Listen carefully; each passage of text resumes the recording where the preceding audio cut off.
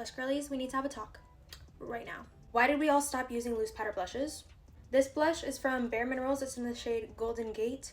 These had me in a chokehold when I was like 14, 15 because BareMinerals was my first makeup brand actually, so shout out to them. The blush that I'm wearing today, and it's so freaking gorgeous. I mean, don't get me wrong, love my cream blushes, love my pressed powder blushes, okay?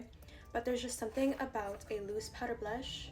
Look at her, so gorgeous. Makes me feel so sophisticated, elevated. I don't know what it is. I'm already wearing it, but I'm gonna put on a little bit more so you can see. This gives like a gorgeous sheen satin finish, kind of like a glow from within. And it just suits my skin tone so well. So if you have like a similar skin tone to me, this shade would look so beautiful on you. We need loose powder blushes in our lives. So all of 2024, I will be using more loose powder blushes. So blush girlies, listen to me clear. You need loose powder blushes in your collection. Thank you.